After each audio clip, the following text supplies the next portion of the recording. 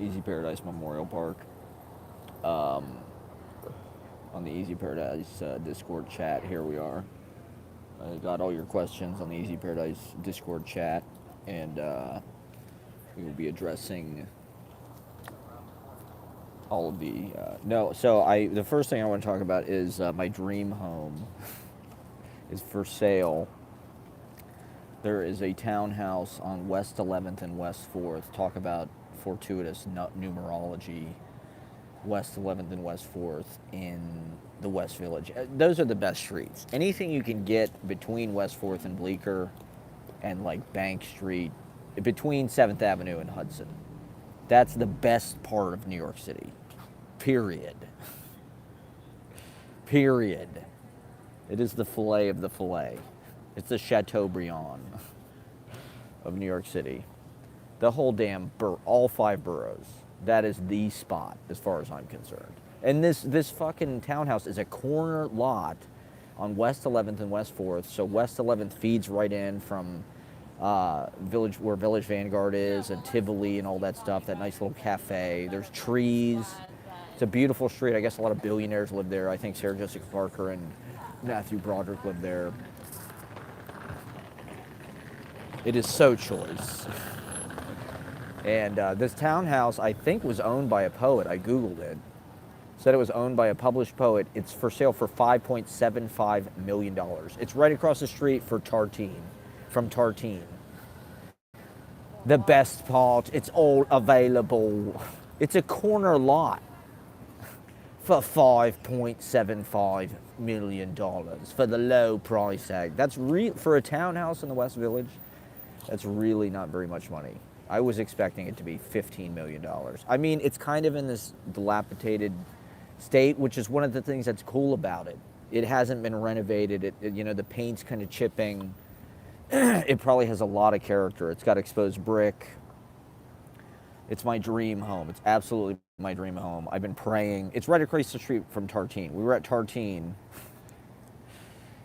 for Ashley's birthday festivities, the feast week. And we were on the patio, and I could see past Ashley there was this townhome for sale. And so we went over there and looked at it. Jesus Christ. It's right across the street from that monstrosity that 3 townhouses combined. They combined 3 townhouses, which has been kind of a fixation of mine.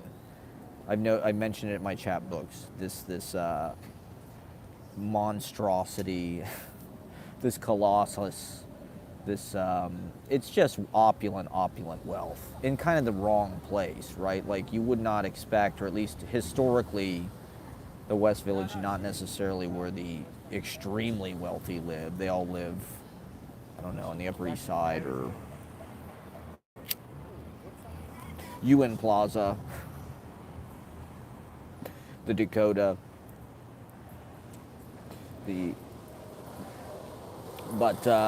yeah, so it's right across the street from that. So hopefully I get to move in. I would love to make it my project is to probably do some kind of Kickstarter. I'll probably start some kind of GoFundMe. If people want to donate to bring art and culture back to the West Village, because if we bought this thing and made it into sort of like a art collective, Ghostbusters headquarters of creativity and poetry, it would be like Gathering of the Tribes, right? It'd be a whole townhouse on a corner lot in the quiet, shady, bustling, thriving, throbbing G-spot of the universe, Greenwich Village. It's just a must-have. It's a must-have. So please donate. Please send money. Venmo me $6 million. I want to pay cash. I think if I offered them if I offered them maybe 4.5, 4.5, or maybe 5. If you gave them 5 cash, I bet they'd take it. The property taxes are like 50 grand a year, so I'd have to figure out somehow to make. Well, what I'd probably do is just do like at the Sludge. I'd probably just rent rooms out to people for extravagant $2,000 a month.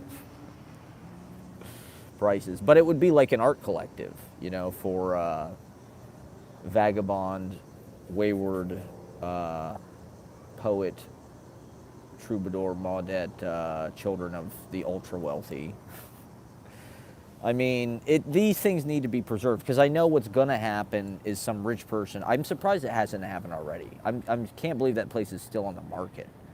There's no backyard, really. There's like a little patio thing. It's not very big, but it's literally right down the street from here. It's right down the street from my favorite park. So this would be like my yard. I just walk a block, I'd be right here, smoking weed.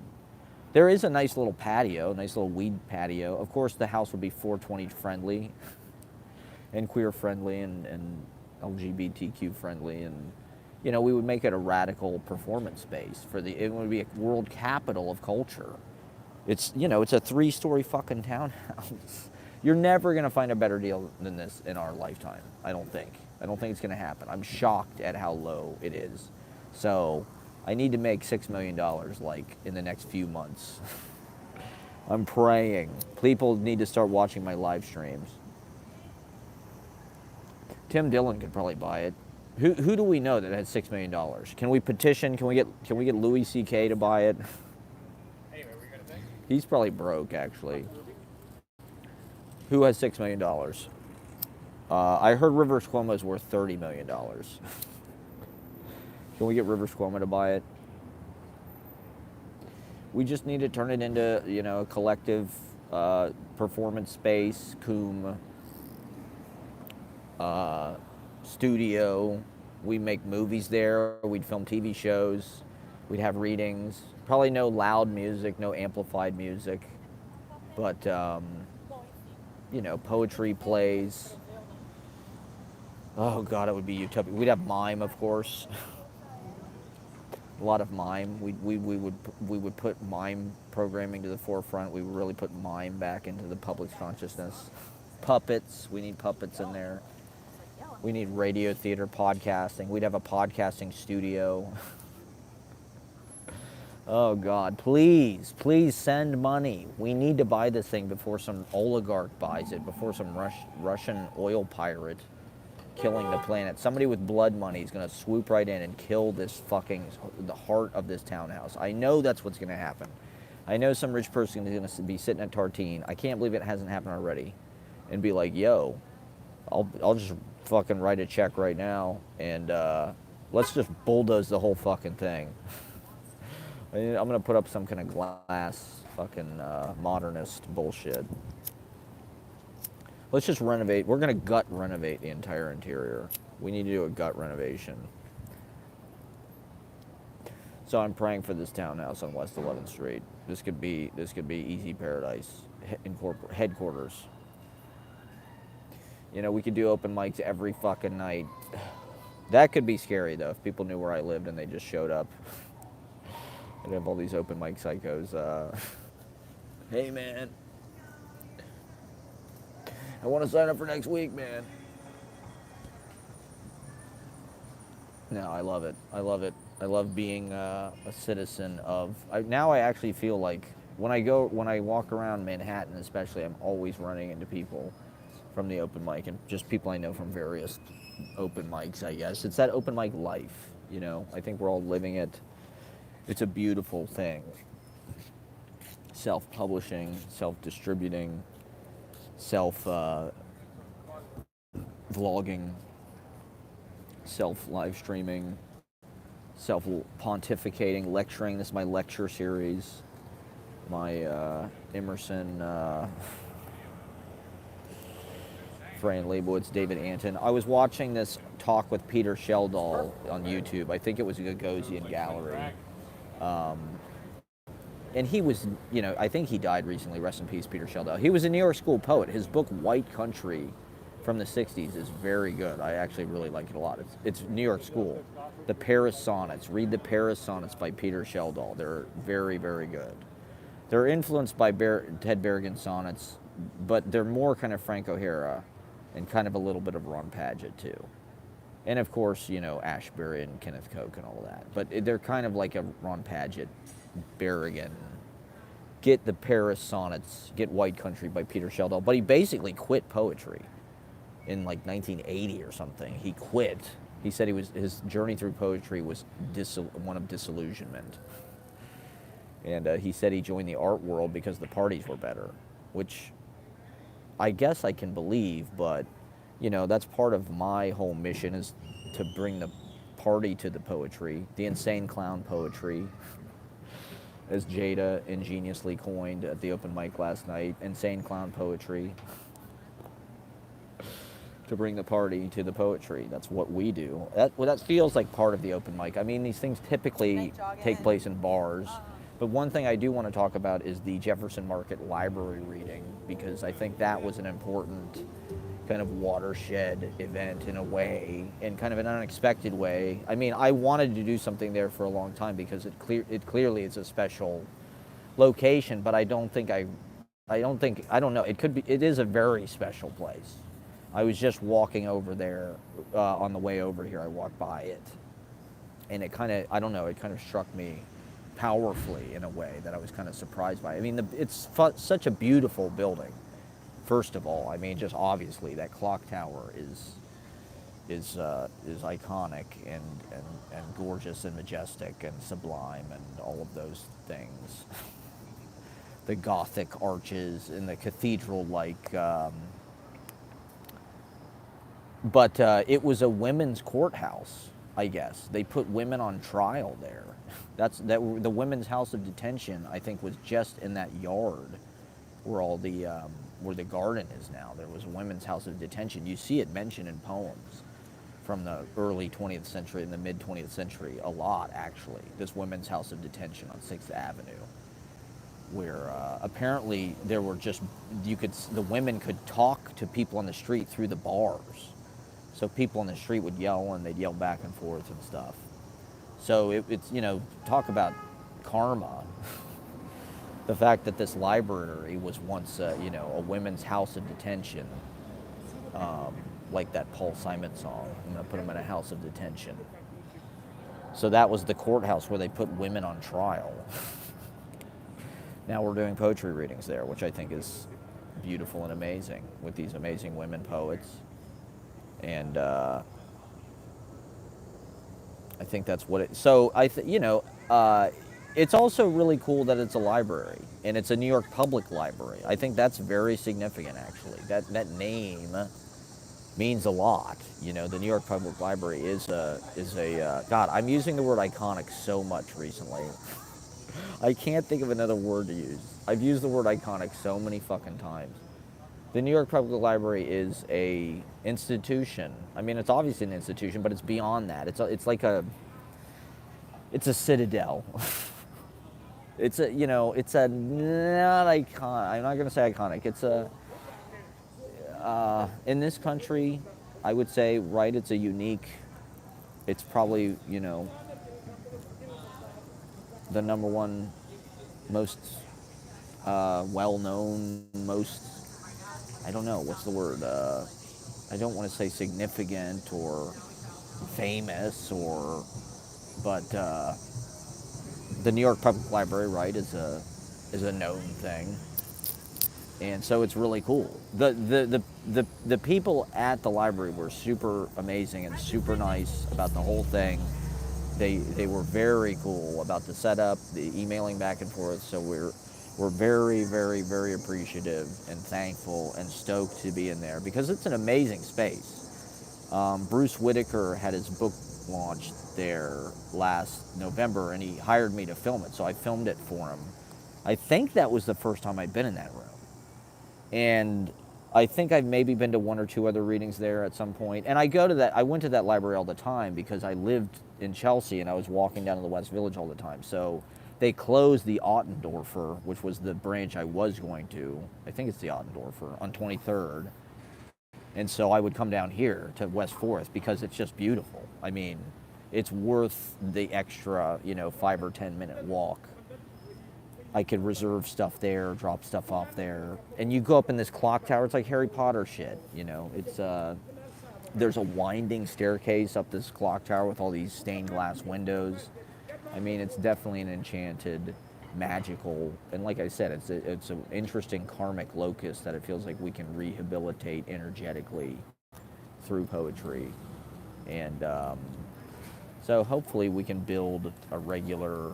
I would love to do a monthly. We'll be back there September 14th in that room. I mean, just it's that room, that curtain. The facility is top notch for one thing. Their projection, their audio equipment. They have a really nice wireless microphone system. They have nice chairs and tables, and the decor. I mean, it's not your typical library. It's not. I mean, I love libraries. I think libraries are the true holy places, like Wings of Desire. The libraries are like the real churches, and the churches of true enlightenment. I mean, you always where did it's like a homeless shelter, basically, and I think that's a good thing. You know, if you go into a library bathroom, you can tell somebody has been bathing in there. It smells like BO. They all smell like BO, and they're like weirdly hot for some reason. They're like weirdly like swarthy and humid. Library bathrooms. And libraries, I mean, God bless them. So, it's something I feel like I sort of fell backwards into in a way. Like, I'm just looking for, it's part of the summer tour that we're kind of on within the city, taking Easy Paradise and curating kind of mini concerts at various locations around the city as sort of an extracurricular. I like to try to have one other real booked show a week than plus the open mic, plus maybe other stuff I'll do, other open mics or something. And so we've been doing pretty good the last couple of months since July. And this library thing is really a cool, it's free, which is amazing. You don't have to buy beer, you don't have to charge a cover charge, you don't have to pay any, and so it feels, it's earlier in the day at 6 p.m., which can be a little hard for people to get to, and it's in Manhattan as well, which, most people kind of live in Brooklyn, but I'm trying to colonize Manhattan with coolness. I'm trying to keep, relevant culture in these spaces because, I mean, it's just an amazing venue, and it fits, the fact that I can do it for free and it's just a gorgeous, it looks great on video, it looks great in the pictures, that's not nothing in the age of Instagram, that stuff all can help. And so we really appreciate being able to do it there, and hope it's a long, this could be like an institution, a monthly residency at this library, and we could do workshops there. But the thing is, it's early, so it's 6 to 8 p.m., which is kind of nice. It's that was something that Fede kind of hilariously commented on, is reading sober is like a whole different experience. Typically we read in bars. We're open mic bar poets, and that's kind of what's cool about it. I like, this is our MFA. People think the MFA is the only game in town. Those are the only people that matter. They're the only people that exist, the published poets. But there's a whole culture that's happening in these bars at these readings that's really amazing, and I think a lot more fun and cool, actually. And if people take it seriously enough, and we really build a strong, kind of inter-network of knowledge and workshops and craft and listening, and we are, through these open mics. These are our workshops. These are our, churches. We're all sermonizing. We're all preachers. And I think the cross fire of the preaching is egalitarian and it's equality, and it's democratic. This is all important. It's an open mic. You don't have to pay 20 grand. The 2-drink minimum, I think, is a reasonable premium for a Manhattan showcase. That is just the way it works in these big cities. And I try to give people as much bang for their buck as I can. I try to put on a great show and also give them a video and try to get them a picture, and hopefully make them feel like they killed and had a great time. get, I think if people get a big ovation or a big cheer from the crowd, that stays with people. And that really something can stay with you your whole life. So it's, I was watching this interview with Carson, and he was saying his advice to a young person: just go out and do as many shows as you can. Being with people, interacting with crowds, I think is one thing that we're all trying to learn how to do. Getting up in public and performing and feeling a crowd, and like learning how to kind of surf that. You're kind of in an ocean. There's like these kind of waves that are happening that are not under your control, and you got to kind of figure out how to ride that. And so I think that's what we're all trying to do. We're providing clinics for each other. It is exciting. I think more people there should be open mics every night of the freaking week. And it should be like comedy, where there's just, 6 open mics a day. But it shouldn't be overcooked like comedy to the point that they're just dead. It's like they should be shows, showmanship or showpersonship. I think is a good quality when it comes to this kind of stuff. I mean, poetry, there's a certain amount of delicacy, which, like the events at the library, I was trying to handle it with a decorum and kind of a softness, and a carefulness, and a vulnerability. That's what I'm trying to get at with my poetry. Recently, or just in general. Comedy's a lot more of a raucous, kind of brutal sport, but with poetry, I don't want to be the WWE guy. My new friend Joseph, shout out to Joseph, incredible guy I met on Sunday at Elizabeth Street Garden, doing the open mic circuit. Said he hosted an open mic in WWE, and I can just tell from his performance last night that his flavor is a lot like mine. Avant-garde performance art, personality ego melt on stage, and lysergic ego melt. And he said it was WWE meets Gandhi, which I thought was kind of incredible and apt description. WWE meets Gandhi. And so I try to be more Gandhi at the library. And at the, I love libraries. Libraries have always, always, always been sanctuaries for me. Happiest times of my life as a kid, going to the library and just getting so many goddamn books. They barely, I'd have 20 books in my fucking backpack. They barely fit. I check out so many goddamn books, I used to go to the library every Saturday. My mom would take me to this fucking, there was a club where we would play Where in the World is Carmen Sandiego computer game, which was all about geography. That's probably how I learned so much about geography. From the Where in the World is Carmen Sandiego computer game, which was dope as fuck. That show was so dope. I don't know if people remember that with rockapella. Where in the world is Carmen Sandiego? Go look up, do yourself a favor. Go look up the Where in the World is Carmen Sandiego theme song by rockapella right now. Stop watching this. Go do that, and then come back and tell me that wasn't the greatest thing you've ever seen in your life.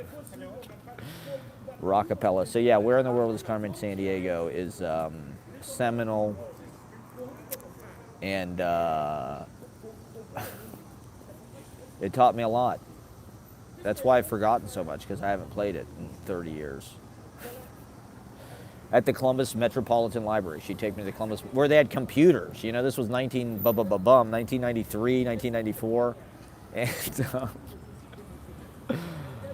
19 I'll tell you this. I love that line. I'm going to use that forever.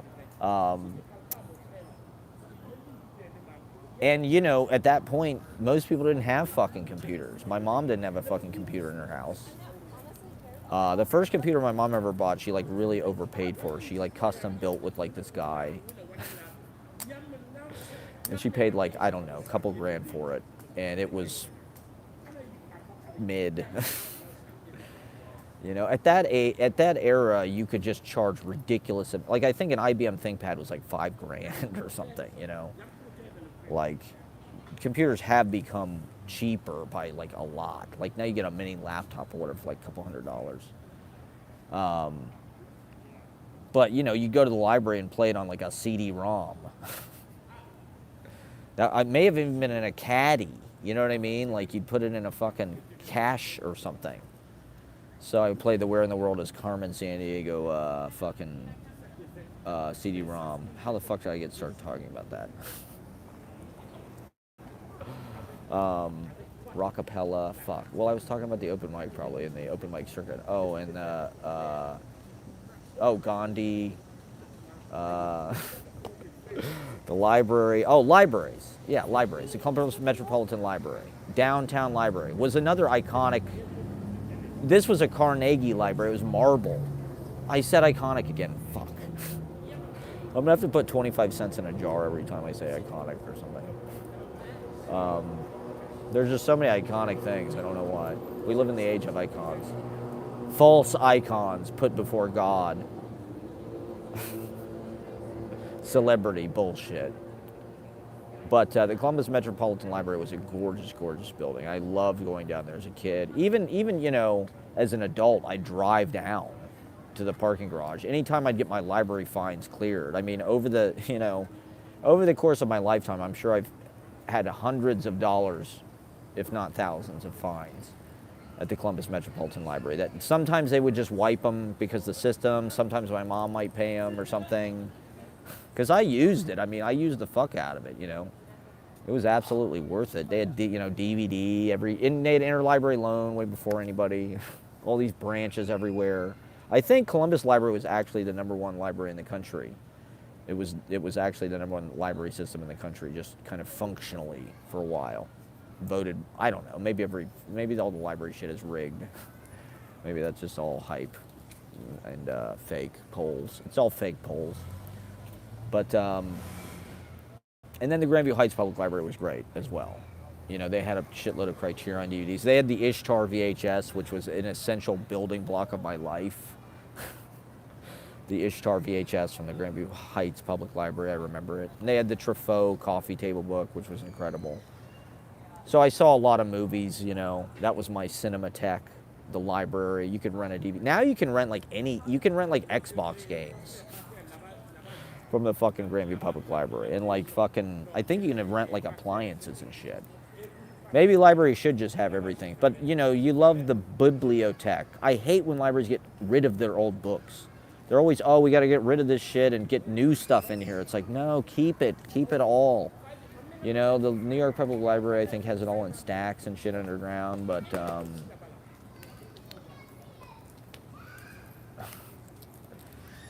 okay, so I'm sitting at these two benches, right? And they're kind of, you know, and it's just me. There's a lot of room, but I was sitting here by myself. I was about to start rolling a joint and smoking it, and this entire family sat at the benches around me very awkwardly eating frozen yogurt. Or no, it was Magnolia Bakery. They were eating Magnolia Bakery. And it was like so fucking awkward. Because I'm like sitting here, and the dude's like right here next to me, and they're like trying to have a conversation like I'm not here. It's like I don't even have the earbuds in or anything. It's like I was here first. I thought about just starting to roll a joint in front of them for them to get the message that like, I'm about to start my live stream. I need, you know, I'm trying to set up my space here. It's hard to find a suitable, I mean, even this is very loud. You know, a couple times over the past few weeks, I've wanted to do this, and I've been walking all over Manhattan, get my steps in. And Jesus Christ, did I ever. But I never got to live stream, because there's just not very many stable places outside you can just sit with a table. You know, this park is like really one of the few places where you can come at night and these tables and shit are still here. They don't close it. They don't fence it off. I mean, it's kind of, you know, there's some people who live here kind of, but I really want to do a reading in this park. That's something I have to do. Maybe I'll set that up for September or something. We have to do a reading in this park. I mean, these are kind of like performances in a way. So this is my live from Bleecker Park. Live from the Marc Jacobs bookstore. Live from the Friends apartment. Matt Proctor live from the Friends apartment. Live from Taylor Swift's Cornelia Street townhouse. So yeah, the joke with the the Jefferson Market reading is I mean, E.E. Cummings literally lived right across the street. And I used to walk down there all the time and smoke a joint for E.E. Cummings, with E.E. Cummings. Because he's my dude. I love E.E. Cummings.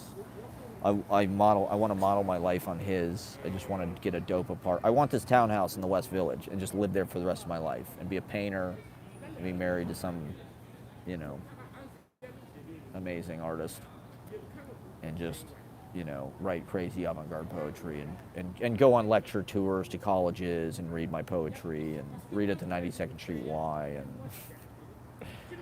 rock the fucking house every night. You know what I mean? Confidence, okay? Confidence is the order of the day. That's my mantra lately, confidence. There's no reason not to be confident, right? Over the past 7 years, I've had tons and tons and tons of self-doubt, especially when I'm on stage, especially with my poetry. And I'm at a point, I was talking to Hannah the other day, and we were talking about some date she'd been on, or some guy or something. And we were describing some guy, and she kind of winced, and she goes, "Is he insecure? Is he insecure?" Like, that was the worst thing that he could possibly, oh my God, he's insecure. And so I thought it was kind of cool to be insecure.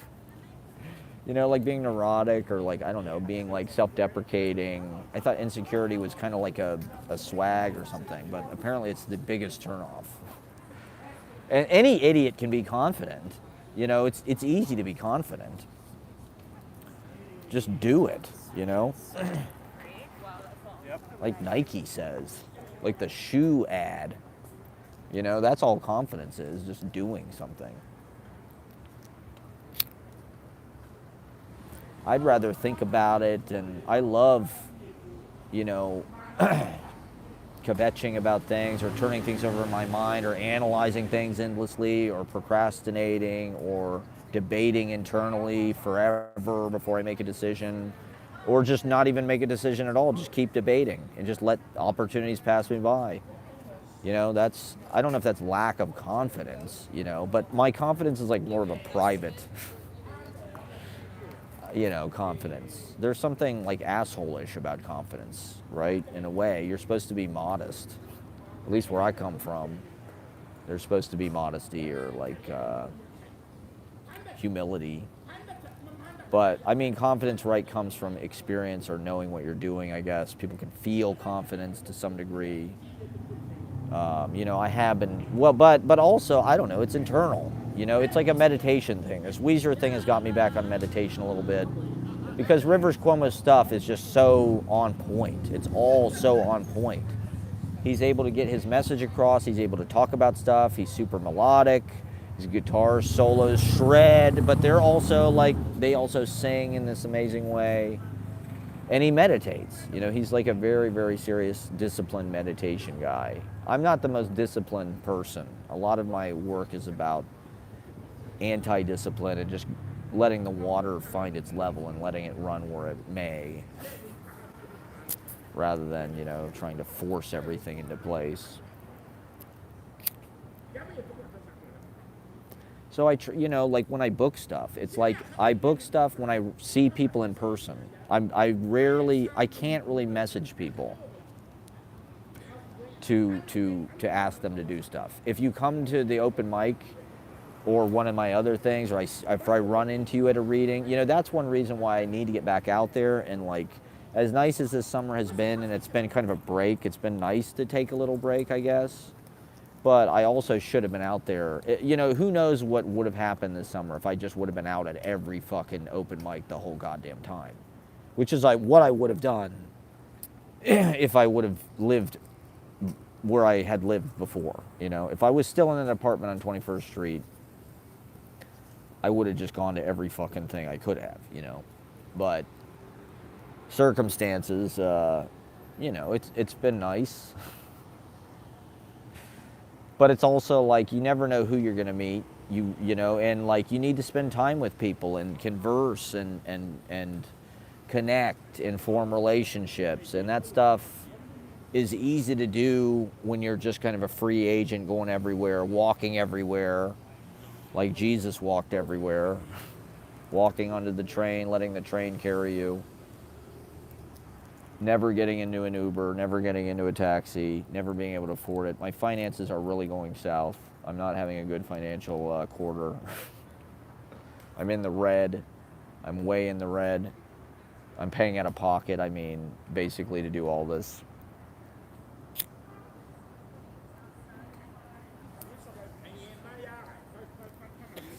But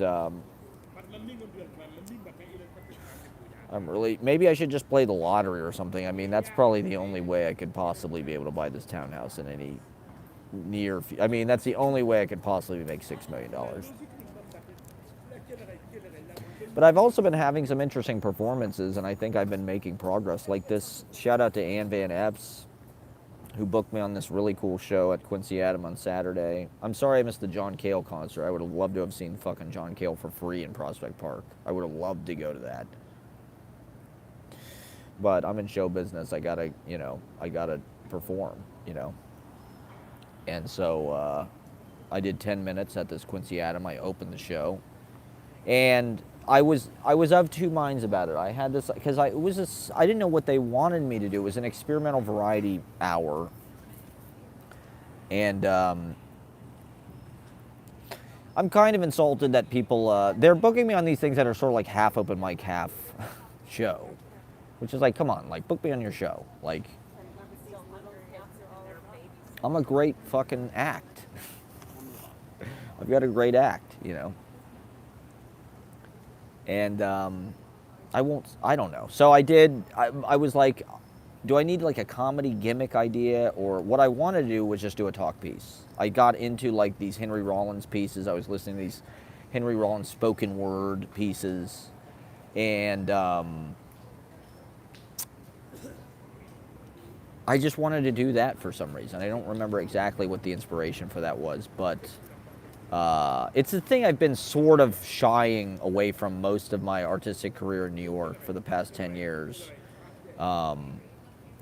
Speaking of which, it's like the anniversary of Scenes from Life. Scenes from Life started August 10th or 14th or something, 2014. So it's the 9th anniversary of Scenes from Life, my vlog, my reality show, my public access show. It's 9 years old.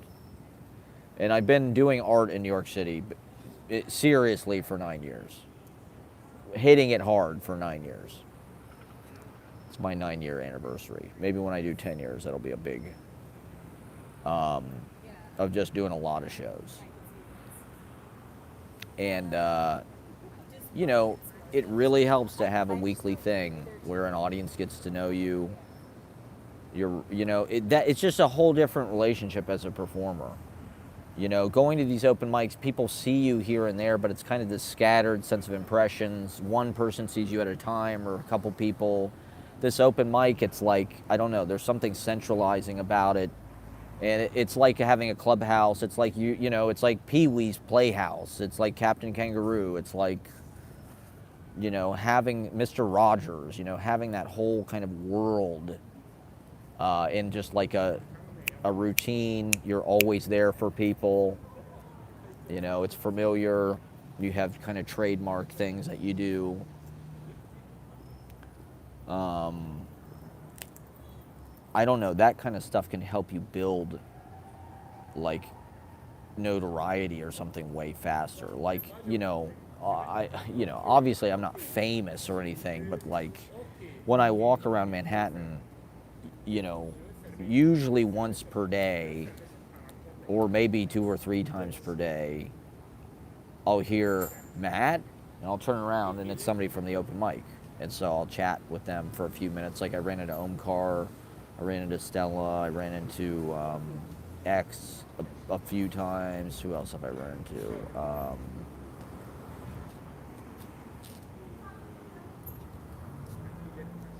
Tony, I ran into on the street the other day.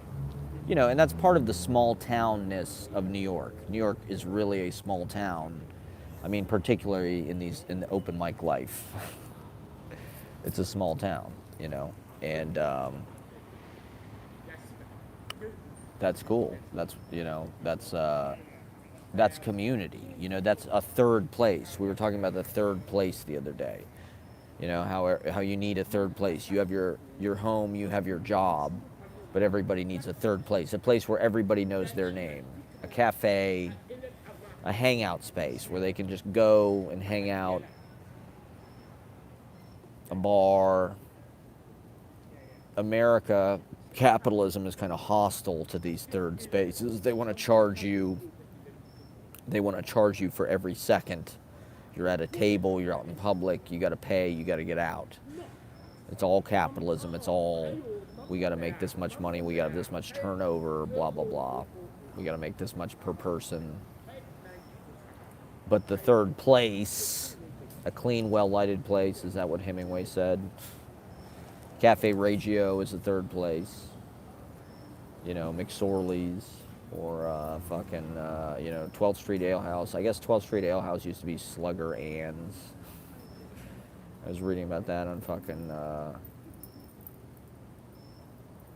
some fucking New York City blog. You know, Poetry Project is kind of a third place. But, you know, it would help if it, you know, the Sludge was kind of a third place. It helps, like KGB is completely a third place. You know, and it's like, it attracts intellectuals, it attracts intelligent people, it attracts literary people, and it attracts like international tourists. It's in various books, you know, things to do in New York City. We were picking up this guidebook the other day at the bookstore, you know, top literary bars in New York, KGB bar, of course. And so people all over the world see that. When they come to New York, boom, they're going to stop in a KGB bar and have a drink and see what's going on. So it's a nexus for, it's not only a third place, but it's a specific locus, literary, poetry, maybe even. You know, there's definitely fiction, there's definitely all kinds of readings there, college readings. It couldn't get any better, you know what I mean? You could not have a better setup, you know. It is this, you know, because it's a good location. It's just a great facility. It's an iconic building, you know. The building is special, you know. And part of my impetus as a performer and as a event planner. I'm really in the event planning. I'm in catering and event planning, really. That's really the business I'm in. Doing the open mic, really, it's exactly like waiting tables. It is exactly the same job. Except there's 50 people instead of 4. But like, you have about the same amount of time to come up with something funny to say. I stop in, I say, hey, how's everybody doing? Okay, all right, this next person, blah, blah, blah. How's the sushi? Are you enjoying everything so far? Okay. And then I get the fuck out of the way. And then you know, if they want to chat, I'll come up with some, you know, you got to think on your feet. Having a table of 4 is like having a little stage, you know. I definitely learned to ad lib. And a lot of my customers were delighted by my quick wit. So, you know, it's just a matter of finding a bigger audience, you know. I mean, I think that's one thing that everyone is looking for in this era, at least, you know, the people who are really trying to do this. Everybody's looking for more followers. Everybody's looking for, you know, a crowd to talk to. Where is the heat? Where is the buzz? Where's the action? Where's the cool thing going on? But also, it's hard to get noticed, you know. I've been doing events like this for years. Since 2015, the Sludge, the Last Resort, the Portal at the Spa, Poets at Muchmore's, and various gigs that I've booked throughout the city with different bands and shit. Parties, comedians, bands, poetry. That's always been the equation for me. Going back to the Sludge, the very first Sludge party. I mean, we didn't really get comedians till later, but wrestling. My band was always sort of a comedy band. And just throwing a big kind of showmanship, just throwing kind of a big top vaudeville event, you know, where it's just like, we have everything, you know. My mom loves the circus. She would always take us to the circus. And the circus train used to walk by our house. on Quay, the elephants, once a year or twice a, whatever it is. They parked the circus train over by our house, and they'd walk the elephants down to the arena downtown. And so once a year, you go outside and watch the elephants walk down Goodale Boulevard. And all the other circus shit. And my mom loved this. My mom loves this kind of stuff. She loves the fair, the state fair, anything that kind of is like Little Girl from the 60s, the circus, Jerry Lewis movies. So that's a big influence on like my showmanship. It was my mom's birthday yesterday, so the show was dedicated to my mom. Shout out to my mom, happy birthday. Um,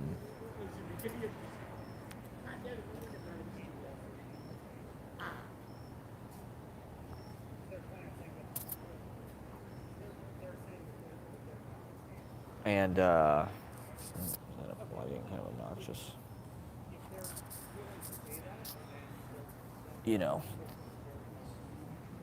That kind of energy and big, the clown time. Big top. I mean, Wings of Desire, that's in a circus. The trapeze, the lady's a trapeze artist. La Strada. The circus is poetic. The circus is part of the vagabond kind of troubadour circuit. What is it? Running away and joining the circus, right? That's the cliche for what do people do that kind of leave their small town life. They run away, they join the circus. Is that what open mic life is about? Joining the circus? The insane clown poetry, psycho circus? This is what I want to do on stage, right? So this is what I was trying to do. This is what I'm trying to develop. And on Saturday night, so my thing was, I was going to go into this thing at Quincy Adam, and I was going to do Rivers Cuomo. I was going to be in character as Rivers Cuomo for my whole 10 minutes, and I was going to do spoken word as Rivers Cuomo, a la Henry Rollins or Jello Biafra. Because a lot of these, like Gen X, I mean, Rivers Cuomo is a little bit younger. They do these like political spoken word things, which I think are so dope. Like I love Rollins's spoken word stuff, and I totally recommend it to comedians because it is basically stand-up comedy, but it's a little bit tighter and just like it's a little. He's a real artist, and like he's a literary artist. So if you're into literature and books and writing, and you want to take your comedy maybe to a more specific place, I definitely recommend watching. That's what I'm trying to get out of it. He's sort of like a storyteller. It's like a Charles Grodin.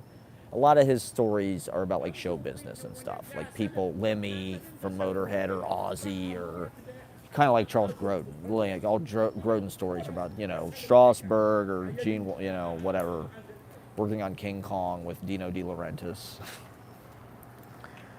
Or Chevy Chase or whatever the fuck. Steve Martin, Memories of Neil Simon. And so Rollins' stuff, but he's traveled the world, and he's a great writer. I think Rollins is one of the best contemporary writers, actually, sincerely. I mean, maybe that's a corny opinion, but I really do love Rollins' books. Maybe he's a Chuck Palahniuk level. He's pseudo-heavy, but I do love Rollins' work. I think he's a real poet, and he is totally a hero of mine as sort of an outsider, kind of traveling, he's always on tour. He's always traveling the world. I mean, that dude's passport, and all his books are like travel journals. He's in some cafe in fucking, Berlin or wherever, Eastern Europe, or, Japan, all over the place. And,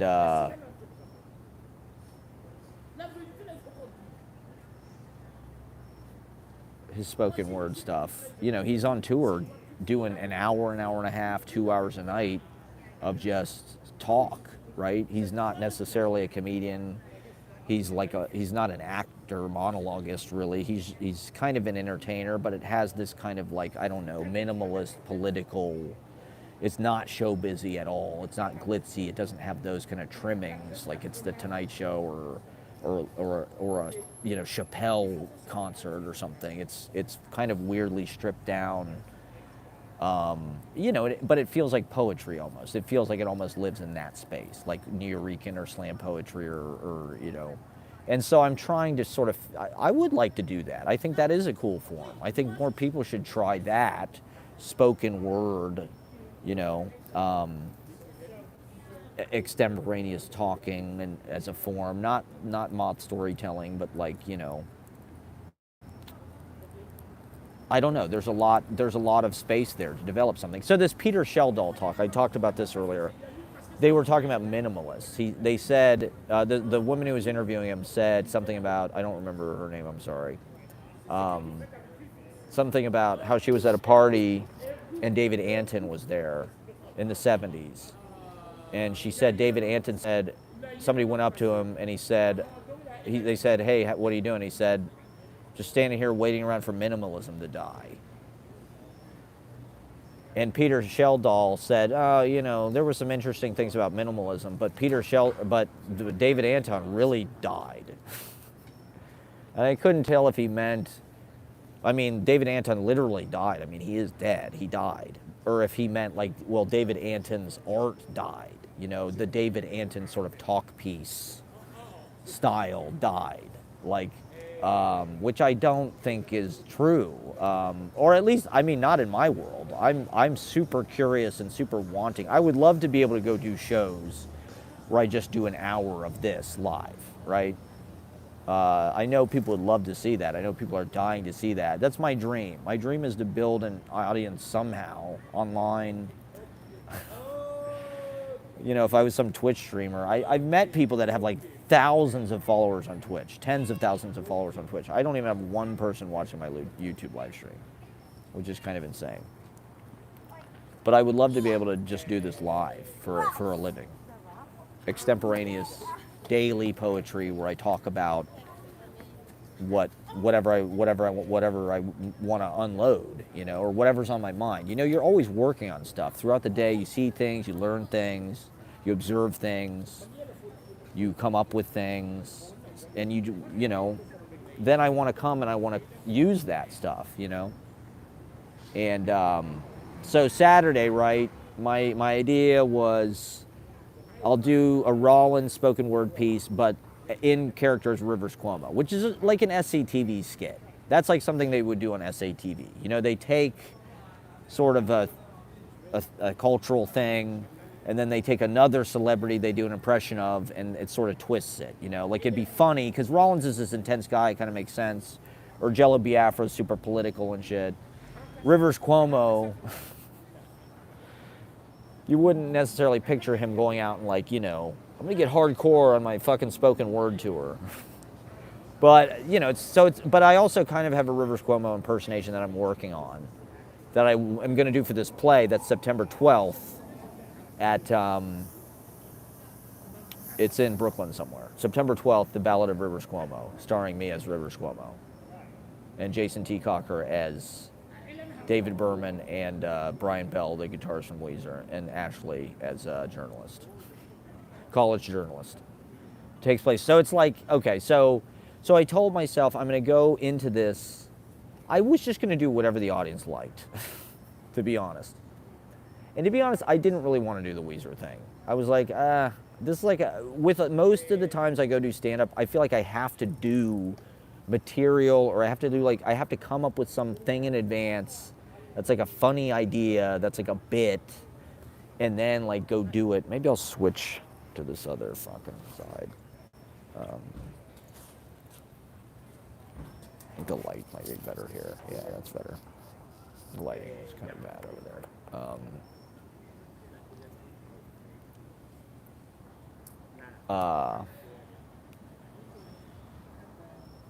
And then, you go up and you don't really want to do it, and so you're not that, and then it goes badly, and, like my Mr. Feeney impression. People like the Mr. Feeney impression, but it's not my favorite thing in the world. Mr. Matthews. It's like a 90s cover band. People eat that shit up. If you just do all, like, 90s cover songs, or impressions of characters from 90s, like, teen sitcoms. Mr. Matthews. Of course people are going to love that. Saved by the Bell. Screech died. How insane is that? It'd be hard to be Screech. It'd be impossible to be Screech. That guy was nerded to an entire generation. Before it was cool. Poor guy. What the fuck? Okay, so I was talking about.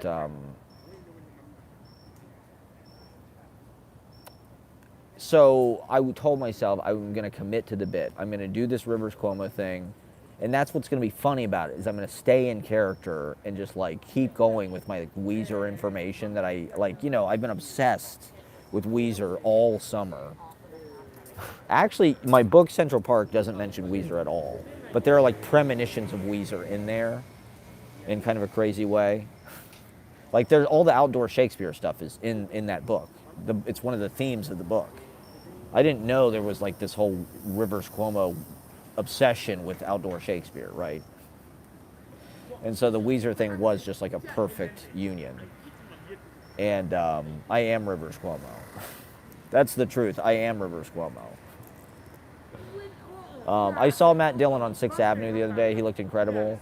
He looked totally like the kind of guy who would be able to have a threesome with Denise Richards and Nev Campbell in Miami.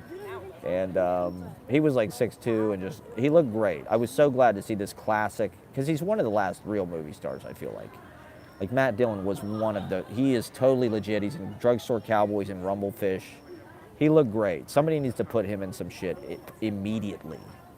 I would love to make a movie with Matt Dillon, but he kind of looked at me like he recognized me. I thought he was going to say hi. It was across the street. We were in a crosswalk, waiting for the light to change. I was like, fuck, that's Matt Dillon. He was a little taller than everybody. I was like, that's fucking Matt Dillon. He looks great. He looks really handsome and cool. Like, he hasn't been in movies in a while, so I just thought, you know, what's going on? Maybe, you know, who knows? He fell off or something, but he looked great. I think he thought I was Rivers Cuomo. He probably thought, hey, there's Rivers, man. Hey. And then he thought, oh, that's not Rivers. Never mind.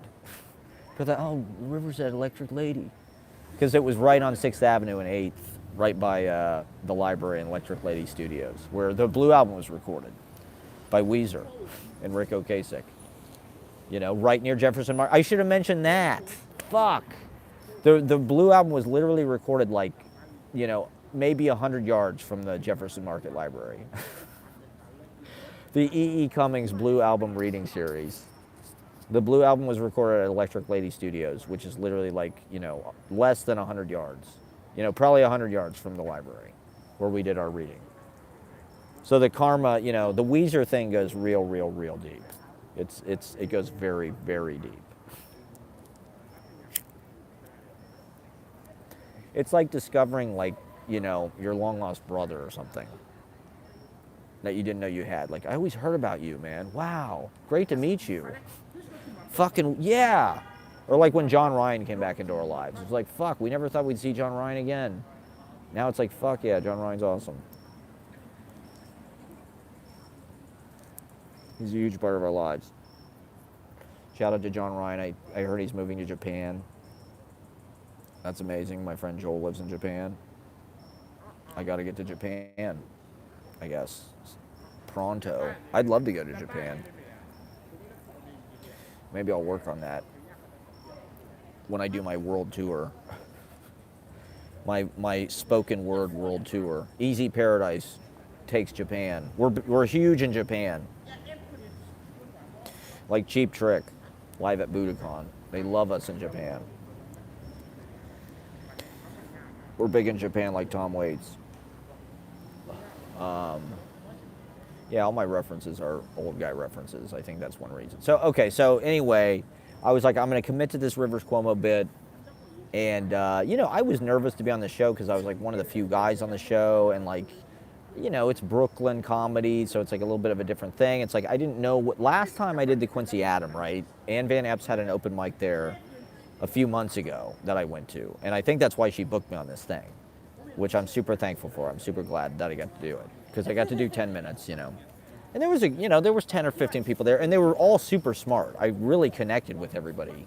And that means a lot, you know what I mean? Like, connecting with the right people is just as important as you know, and I think that's what's cool about these small clubs is it's like there's an interchange and there's a depth to the relationship with the audience that, you know, with a huge audience you just can't have in the same way really, or it's harder to have maybe. But, like these smaller things, it's like I really hit it off with a lot of these people and got to spend time talking and everything. And so I went up and I did Rivers Cuomo, and I have this kind of Rivers Cuomo voice that I did. But the thing about talking into microphones is like I'm trying to get better at it and figure it out and like do it the right way. But also like the way that you hear it when you're talking through the microphone, like I don't know. I have the bad habit of putting my mouth right on the microphone, like screaming. Like that's kind of my trademark at this point. My vocal on stage is like a yelp almost. It is like this kind of howling yelp. Like there is kind of like this wounded dog quality to it, which I would love to change. I do feel like I have to hit the live audience with so much energy. But, with these spoken word things, I want to be quieter maybe with like this, right? This is my discursive, quiet ASMR. Maybe I'll do live ASMR. Let me write that down.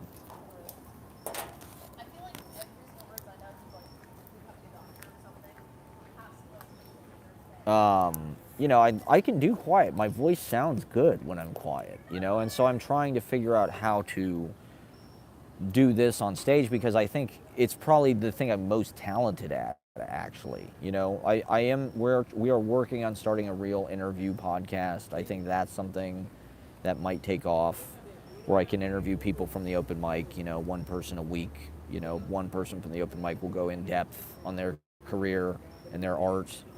I want to get Jason Trachtenberg and REG and all of our favorites, Ingrid from the open mic, maybe RTS Neutral, or who knows. Fede would be a great guest, and just do weekly interviews in like a nice camera, a nice audio, the whole deal. And have like a talk show, have like a real talk show. Because that's something that's like, it's an open mic, so, it's like the subway. Trains got to come in every 5 minutes, And so I'm trying to figure out how to, with these other shows, there's a little more stretching. But this library might be a good place to do like live chat shows, live talking. Well, okay, this is another thing that I do need to mention. I know I'm getting off track at the Quincy Adams thing, is my relationship with venues. I want to get back to this. Let me get back to this. I want to mention it now, my relationship with venues. I'm going to come back right back to this. Let me talk about this real fast, and then I'll get into the Quincy Adams thing.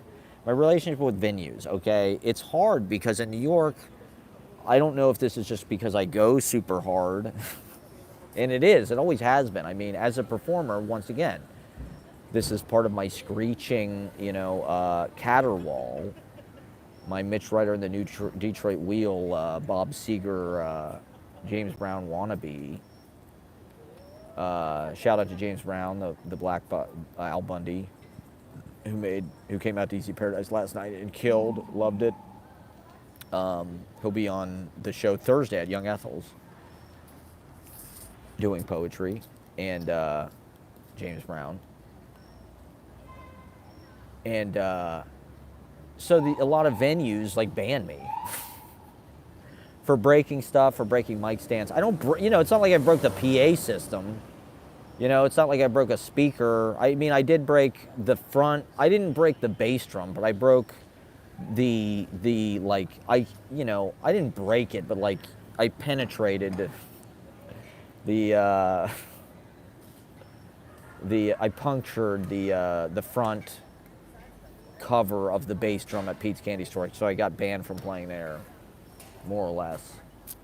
So, I get blowback from a lot of these New York venues, and this just seems like a cultural thing. I mean, maybe it's always been this way, maybe it's just bad manners, maybe I do just have bad manners, but also, like,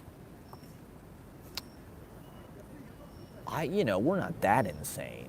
It's not like, listen to some of these fucking stories Henry Rollins tells about Black Flag.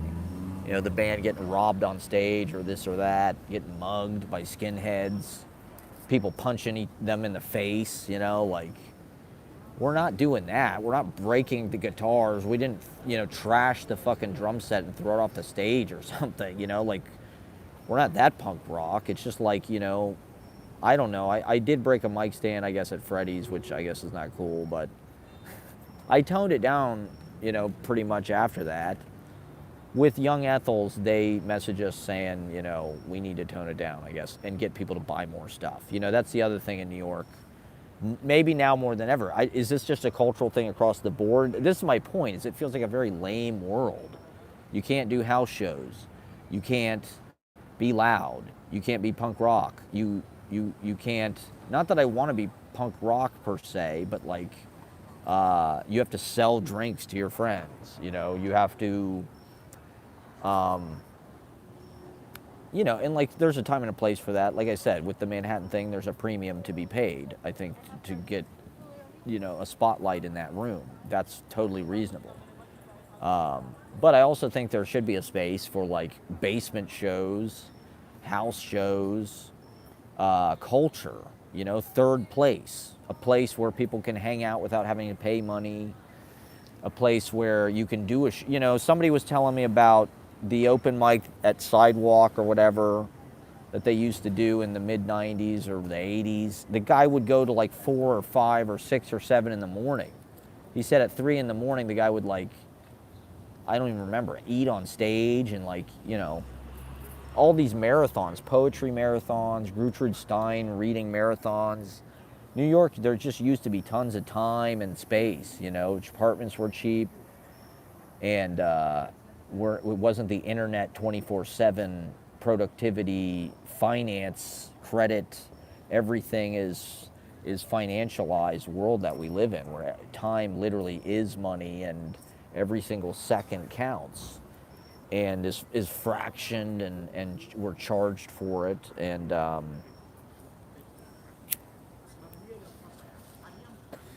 rent is too damn high, as the man eloquently put it. I ran into Omkar. He was telling me these incredible stories about all these concerts he went to. But he said, New York, it used to be the kind of place you'd leave your apartment and you wouldn't go home for 3 days. Like the Marshall Crenshaw song, Rockin' Around in NYC, 17 nights in a row, 17 nights in a row. Another guy who looks like Buddy Holly. Rivers, Marshall Crenshaw, Matt Proctor. Buddy Holly, Buddy Holly, Buddy Holly, Buddy Holly.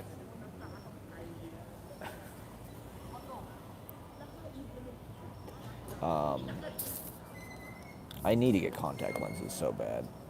I think my career would go through the roof if I got contact lenses. The glasses, people just think I look like Millhouse. I gotta cut the emo bang. So we're coming up on the 1 year. I think next week is the VMAs. We're gonna do VMAs. So wear what you would wear to the VMAs, the MTV Video Music Awards. And we're coming up on the 1 year, so I don't know if I'm going to I'd like to cut the emo bang on stage, but I got to get rid of it. It's kind of getting in the way. It's a little too, I mean, and this is not intentional in any way, but it's a little too Hitler-esque at this point. I've got like this Hitler. Not intentional at all. I'm just kidding, but if I got some ink right here or something, I'd be like Kill Bill Hitler, 9, 9, 9, 9, 9. Maybe I'll do that on stage. People would love that in comedy clubs. They love talking about Hitler in comedy clubs for some reason. It's like the go-to. All comedians, they immediately jump to the Holocaust.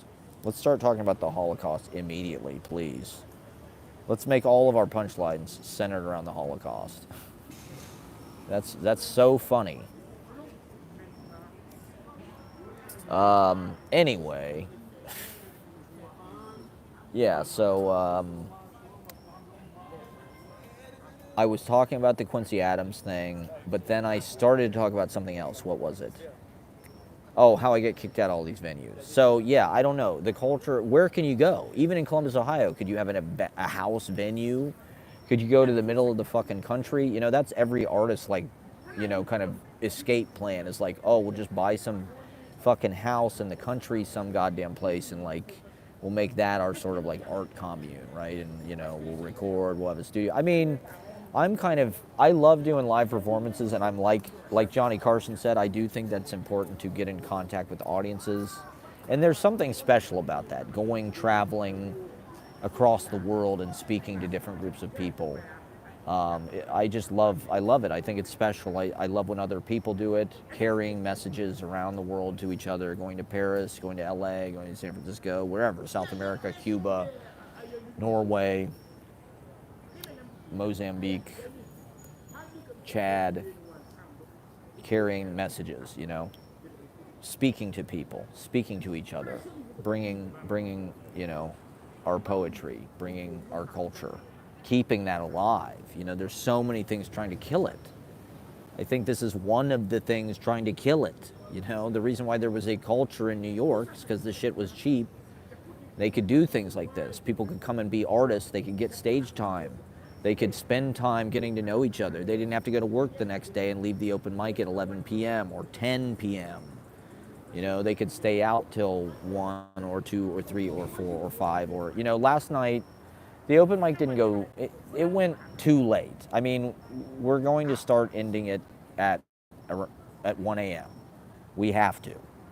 The summer, it's been kind of going later because people just kind of stay out later in the summer. But I gotta say, New York was way more of a 24-hour place when I got here. And when I left the open mic last night it was like 2:30. There was nobody on the streets, When you leave, granted, it's Monday night, okay, at 2:30 a.m. It's you and a bunch of, sketchy people who are asking for money. And that's it. There's nobody out at all. And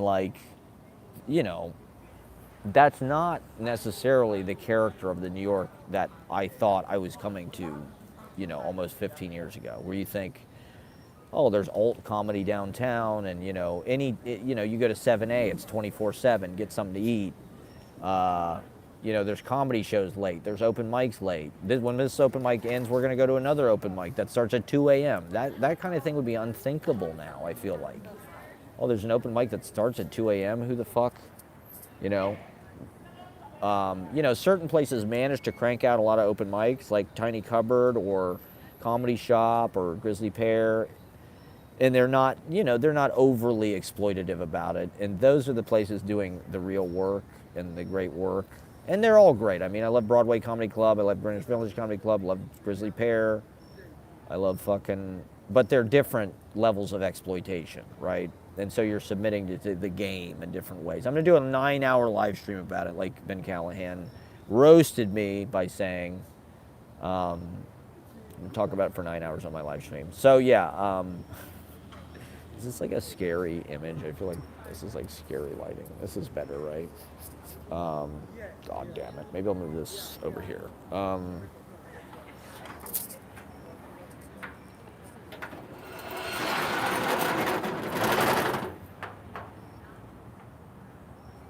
Yeah, that's a cool shot. This is Nighthawks, baby. This is the exact color scheme like Nighthawks. Yeah, so these the open mic circuit, there's still a good amount of opportunities, but they're way more spread throughout the city. A lot of the open mics are in Brooklyn, Tiny Cupboard is way the fuck out there. I overheard some comedians the other day talking about they didn't like going there because it was a sketchy neighborhood or something, which I don't really agree with, but it is way the fuck out there. And so it's like the convenience factor is way different. So, one of the points of this being is this was another thing Carson said. It's like as a performer, it's important to go to all areas. You do live performance. He did these shows in Vegas. They were talking about some show he did in Indiana or something. But then he's on TV, he's on The Tonight Show. And so one thing I've noticed with these comedians, a lot of them, some of them, they're doing open mics and stuff, and there's nobody there hardly. They're comedian friends, but then they've got a TikTok or something that's got 50,000 followers or 500,000 followers or something, And so as far as return on investment or something, it's if you spend time on your online content, that could pay off, in building an audience live, figuring out how to speak to a lot of people on the internet. I don't know. There's something about this open mic in particular that like is working for people, and it is like a distinctly live experience, and so it is having like a kind of success and a kind of buzz that like none of my online projects have really quite had, to be honest. But so it's like, okay, I'm just gonna, that's what's working, I'm gonna do that, and you know, obviously that's kind of a main focus, but it's also like that takes a certain amount of time and energy. Is it worth it to go to these open mics kind of throughout the city, you know, fucking Grizzly Pear Midtown, and do an open mic at midnight that costs $5 to like, you know, 8 people? I mean, I like doing that stuff and I like filming it, but it's like, I don't know, collaborating on some kind of Instagram reel or something seems to be what a lot of these comedians are doing.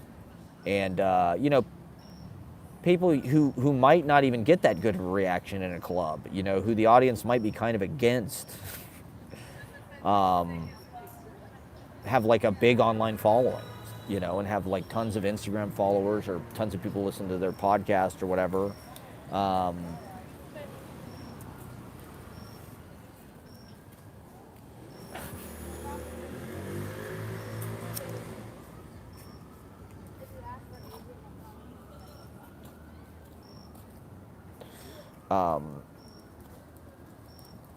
This is part of what I was thinking about with the comedy thing, is like, I think one of the reasons why the experience between the comedians and the audience can be so like tense and the audience can turn on them is because if the comedian says, first of all, if the comedian even just says anything that characterizes something like racially, and usually they do, or religiously or something, because most jokes seem to be centered around something like that, about being black or Jewish or whatever the fuck it is, you know, white,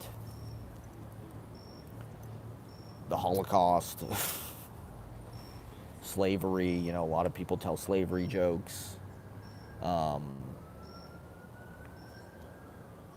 And like and they have total license, but like a lot of comedians say the N-word. It's one of the things about the open mic that, like, you know, black comedians come in and they say the N-word a lot. And that's their right, you know. I don't have a problem with that. I think cool, you know.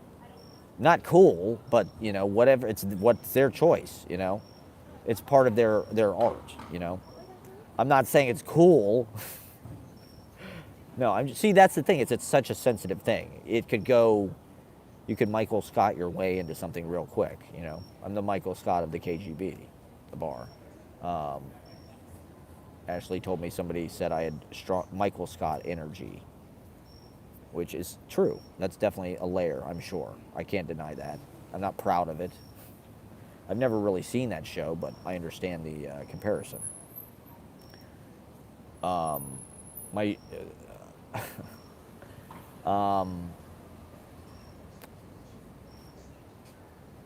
God, I'm all over the place. And so, like, if the comedians start to even talk about something like that, if the audience feels like if they laugh, it's going to make them guilty. You know, if they laugh at something that is racist, they are guilty. You know, they're a monster. They're a monster. You know what I mean? So by even just by saying something where you're categorizing or your joke is playing around in something kind of racial about slavery or whatever, the audience is going to get tense and get nervous real quick. That's why comedians like talking about that stuff, because it makes people nervous. That's why people went to those jokes to begin with, because it was stuff that you weren't supposed to talk about, and that's what made it funny, right? Is it was like so horrific that it was just like, here's how we deal with this. It doesn't really seem to be that way anymore. It just seems to be like these are just extremes that people use to kind of punch. And so, part of what I'm trying to do and what happened at the Squinciati thing on Saturday was, I got up there and I started out in Rivers Cuomo mode, and I was probably doing Rivers Cuomo, I don't know, not even for 30 seconds maybe. And I fell out of character real quick. I buckled real quick. And I went into my fallback plan, which was like, I basically just wrote, I had a bunch of things written down in my diary, or not my diary, but I have a number of different notebooks. This is my poetry notebook where I, print my chapbooks from and read from. If you ever see me at an open mic, I'm reading from this or a notebook like this, the small notebooks. And then I keep, I got this for 90 cents the other day at Muji. This is a free advertisement for Muji because this literally costs 90 cents. With tax, it was 98 cents. Nothing is that cheap anymore in New York City. So, and it's an amazing notebook. And so I keep a notebook where I just jot down things to remember, like things I want to say at the open mic, ways of introducing people. If I think of something during the week that's like, oh, I should say that about this person next time I introduce them, I'll write it down so I remember. It's not always easy to remember that shit when you're on stage or when you're running the show. When I'm running the show, I'm doing so many different things. I'm filming, I'm Instagram filming, people are talking in my ear, I'm running the sound, I'm doing so many different fucking things. So it's, I write things down that I want to talk about, things I want to say on stage, right? It's just good to have kind of patter. These are my cue cards, these are my note cards. Ideas for, it's just something I'm cultivating, I want to be able to make that stuff on the fly, right? And this is like on the fly. This is totally riffing. I hate the term riffing, by the way. I think the term riffing is so... Is that what you would say Charlie Parker does? Is Charlie Parker riffing? Not to compare, but... Or Cecil Taylor. Is Cecil Taylor riffing? Is free jazz just riffing? I don't think so. There's a form to it, But anyway, so... I was just like, I just had like a number of things in my notebook that I wanted to talk about on stage that were kind of funny, but like here, let me read you an example. So this was the notebook, but it's kind of like falling apart. So okay, this is something I wanted to talk about, was how the waiter spilled wine on my backpack at Lucien. And, I was going to get like real pissed about it.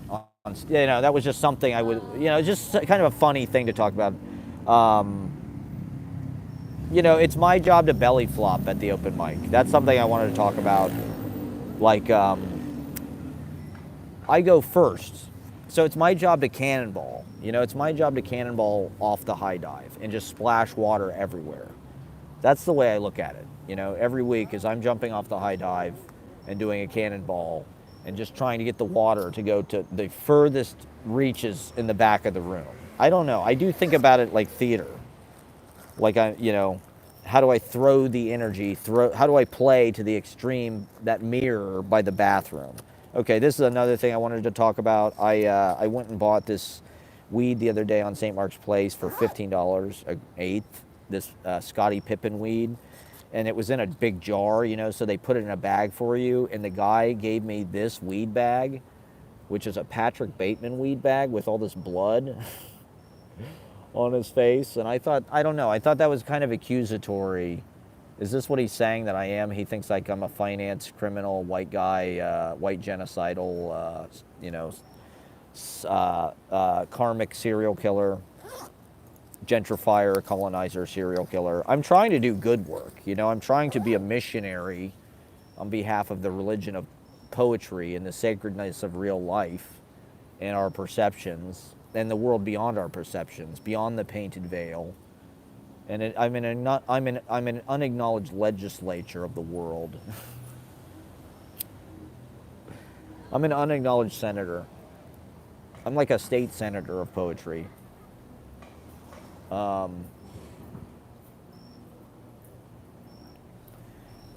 a junior.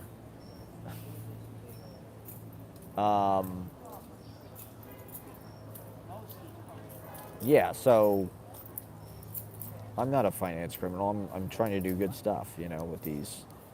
I think everybody's got their respective churches now. Yeah, so that's what I fell back on. My Rivers Cuomo thing folded real fast. But what I ended up talking about was the Epic of Gilgamesh, which I was obsessed with in 6th grade. We read it in 6th grade. And so I just did basically a talk piece about the Epic of Gilgamesh, which the audience really got into, actually. Or I don't know if they'd say they were really into it, but like it left an impression.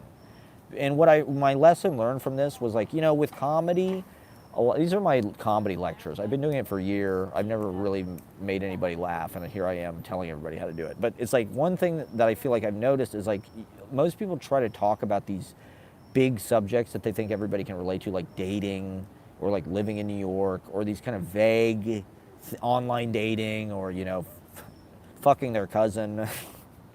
A lot of comedians talk about that. No, or I don't know. Just kind of these generic things. Like they hit these same buttons. The Holocaust, like I said. And this Gilgamesh thing was so it just turned people on because it was so specific. And honestly, probably the biggest laugh I got was I was talking about, and the event was called an experimental variety hour, and that's why I felt I had license to do this, because I didn't necessarily have to do a comedy set. It was a variety hour, so I thought, okay, I don't have to be funny here. I can just talk about Gilgamesh and my personal history with Gilgamesh, and that will be enough. And let's just see how that goes. I've been afraid to do this in front of audiences, frankly, for the last 10 years. I've been afraid to talk extemporaneously in front of audiences because the audience, when they're around you, there is this kind of mob power and there is this self-doubt that is kind of natural. You just feel like anything you say in front of an audience, the audience is automatically skeptical of and going, wait a minute, no it isn't. You're fucking wrong. You better impress us. That better pay off somehow. And the truth is, the audience is really on your side and they want you to do well. And I don't know, but there is this kind of, maybe this is like the confidence thing I was talking about, right? Like I've been so full of self-doubt and neurotic and high that, it's like my sets, you can implode if your confidence drops out, right? And a lot of time I overcome confidence issues with like a lot of energy and my kind of boisterous insanity. But that's not real confidence. I mean, confidence is belief in your material or just belief in what you're doing. And so that comes from experience and also just, and from learning. And so one of the biggest laughs I got on this was I talked about how in 6th grade I wanted to make a movie of Epic of Gilgamesh. And I had it all planned out, and I could see the trailer in my head, and I wanted to make this movie starring Adrian Paul, the guy from the Highlander TV series. And that was a huge laugh. And after the set, that's what people were coming up to me, talking to me about Gilgamesh. Everybody was coming up and talking to me about Gilgamesh. And they seemed interested in what I was doing. They seemed like it was they seemed like, okay, this was kind of different, and it wasn't your typical comedy shit where it's just a guy talking about his dick or whatever. Not that I killed or anything. The audience was doing as much work as I was. Once I started talking about Gilgamesh, it was almost like this kind of back and forth in an interesting way, which I think is a natural relationship for me to have with the audience. It does occur a lot where people, feel free to say things back to me, and there's an interactive kind of town hall quality, which is kind of cool. Almost like a Carson, how people would yell shit at him, They felt friendly to do that, and he was kind of he would serve it back to him or whatever.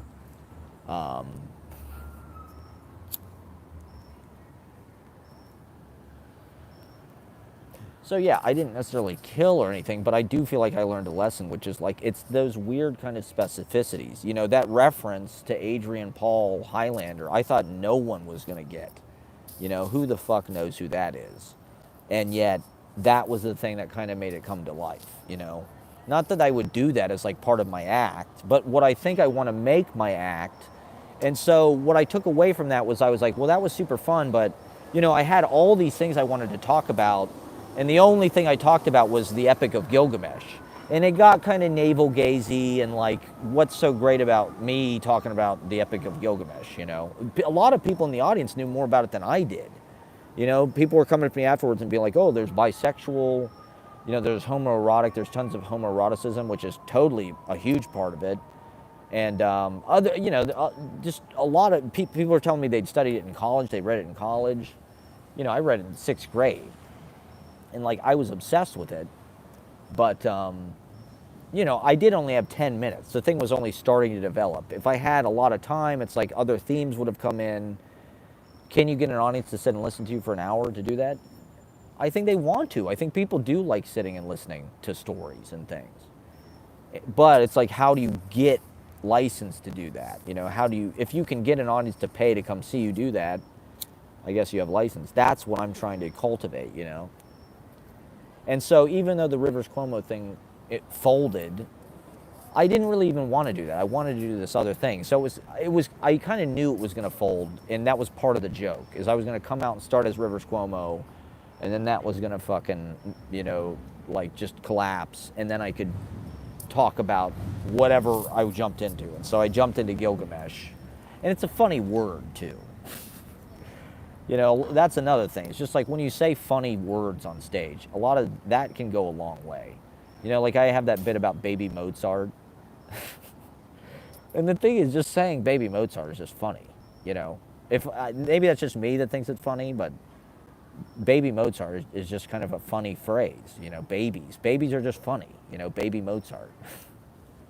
And so Gilgamesh is kind of like that. It's just a silly Gilga.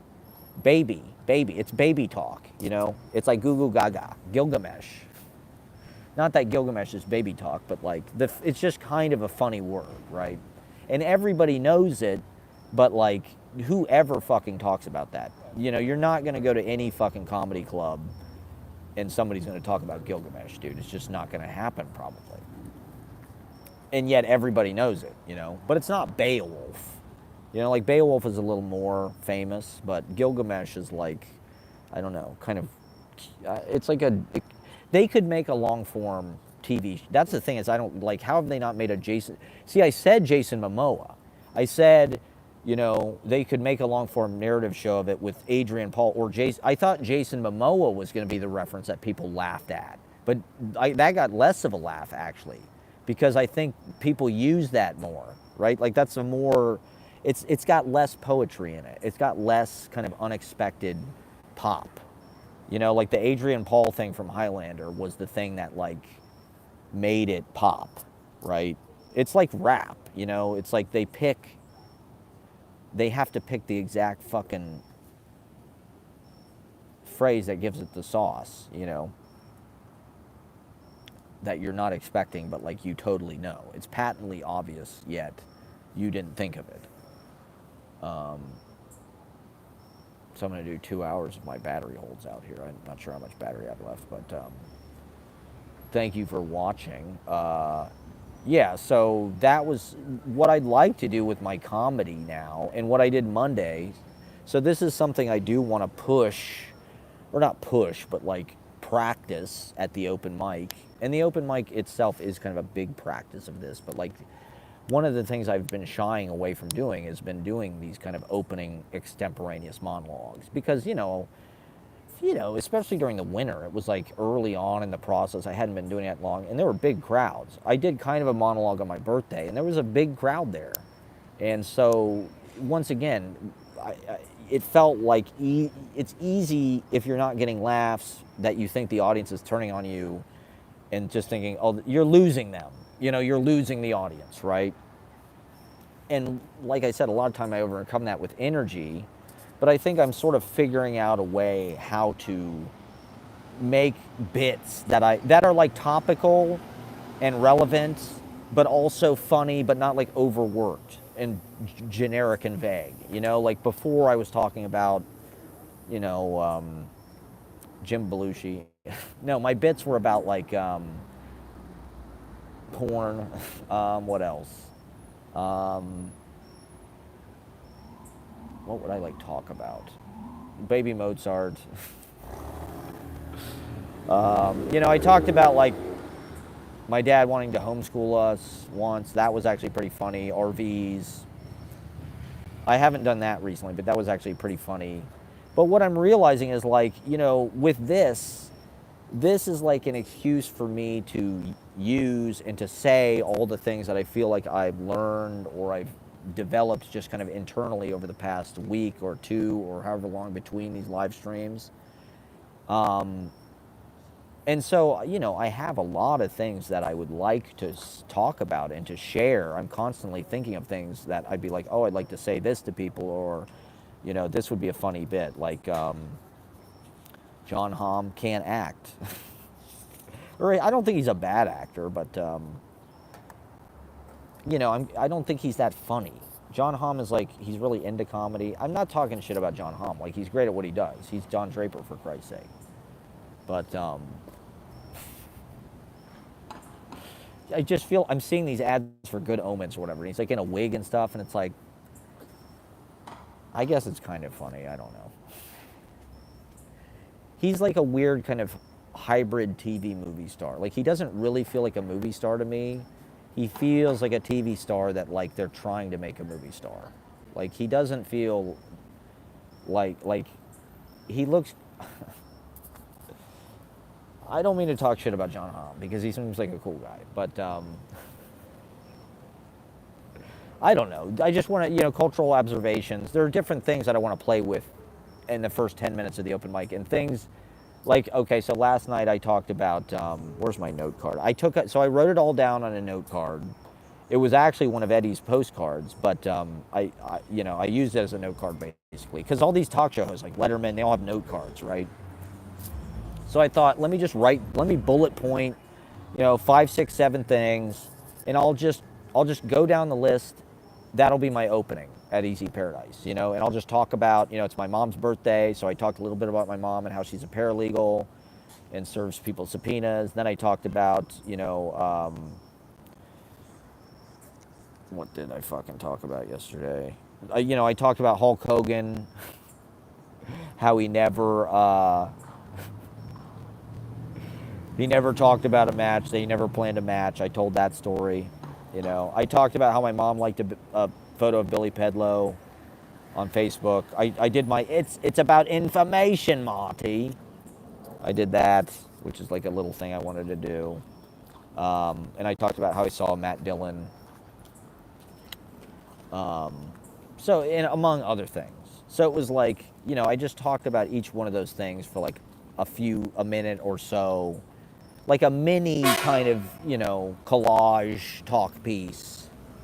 But it was funny, and I know that doesn't sound interesting or funny at all, but I want it to be kind of casual and like neighborhoody. Like, this is like a bulletin board and like I said, a community action meeting as much as anything. The 5 families of New York City poetry, I talked about that. The New York City Poetry Wars. The five families of New York City poetry, the Gambinos, the Tatalias, Easy Paradise, Poetry Society of New York, Poetry is a Team Sport, Pete's, Dead Pete's, Secret Pete's. These are the 5 families of New York. We need to call a meeting. So there were we had an amazing open mic. Ingrid's mom, shout out to Ingrid's mom, Brenda, she brought bagpipes, which was totally one of the most amazing things we've ever had. So it was a very special night. And we had a lot of old friends come out, which was super cool having them back, It'll be interesting to see how it goes going into fall and winter. If the numbers, I'm sure when the weather gets bad, the numbers will go up. But I'm also like, it feels important to do something every week to just give people a third place to come. The other open mics generally are once every month or once every 2 weeks or something like that. So having one every week gives a lot of people sort of a trading post to come and share their news and confer and meet with, the community, see what's out there. The thing is, I lived so much of my life at that open mic, really the whole thing behind that board. And I'm on Instagram practically the whole thing in a pathetic way, posting shit, taking pictures, whatever. A lot of the life of that takes place in the bar downstairs and on the stoop out front. You know, that's where a lot of the friendships and the talking, the networking, that's not really a part of it for me. I'm the ringmaster, you know. I'm Barnum and Bailey. I'm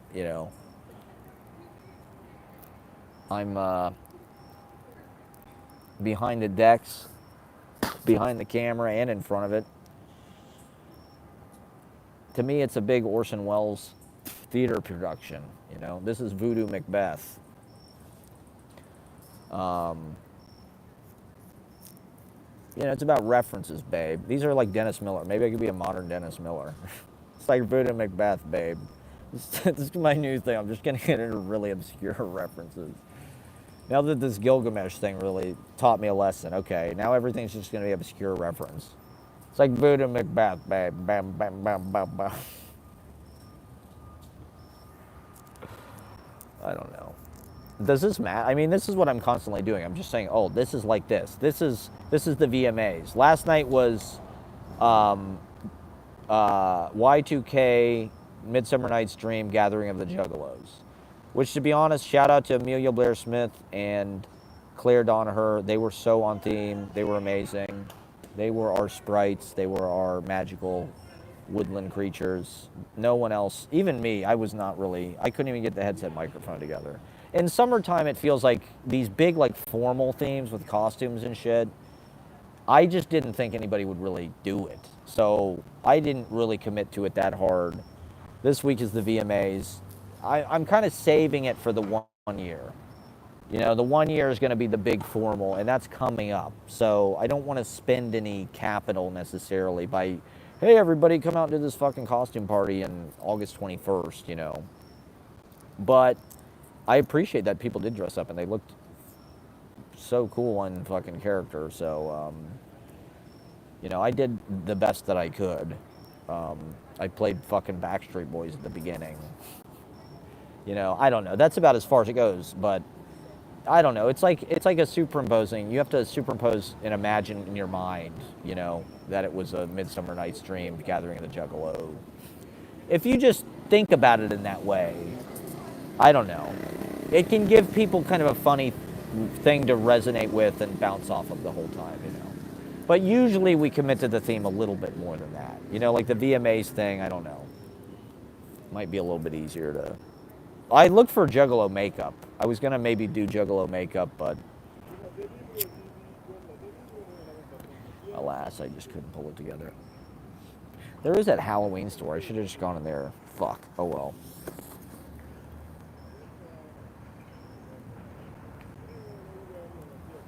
Okay, so I'm going to be wrapping this up in the next 18 minutes. What else do I need to talk about? So yeah, the Gilgamesh thing. Yeah. And so yeah, last night I just ran through all that stuff. It went pretty well. I mean, that's the thing about stand-up comedy is it's like unless it's super structured, when it is like a form of slam poetry, to be honest. When comedians really fine-tune their jokes to be in perfect shape and get up on stage and deliver them with that same rhythm, that's basically slam poetry. You know, and even Rollins' stuff, you can tell he's a workaholic and he's really crafted. I mean, he's doing so many shows a year. I'm sure he probably does at least 150 or 200 shows a year. So he has a lot of stage time to cultivate that and to work over his material. Me, I like to use the stage as a place of creation and to tell more of the story, you know, every time. So, you know, this is something I'm going to be trying to do at the next few open mics where I just kind of talk at the beginning of the show as a warm-up. You know, it does feel like when you read a poem, you're taking somebody through like that journey, right? You're moving them through a beginning, middle, and end experience. But it's almost like in class, right? You know, remember when you're in school and you come back from the weekend and your teacher makes you go around the room and talk about what you did that weekend? It's almost like that, you know, like that's the way of warming up the room Maybe that's not the most exciting thing. Maybe that's just like Regis. Is that what Regis does? Here's what I did. Here's what I did on Saturday. My mother liked a picture of Billy Pedlo. What's going on? Happy birthday. It was bonkos. I don't know. Part of it is like, it's fun to kind of include the audience in on stuff, and the audience really is like getting to know me and like playing with me as far as like, my emo bang or the Weezer thing, right? Really came to life through like people playing off of it. They remember it, they watch maybe the live streams, they maybe watch my vlogs, maybe they go back and watch, I'm not sure how many unique viewers. I think I had like, I don't know, 700 or 800 unique viewers. I don't know.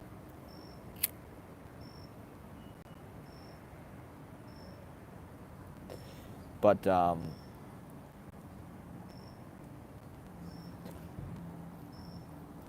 I did launch a new vlog, I think, since the last time I live streamed the Weezer cruise.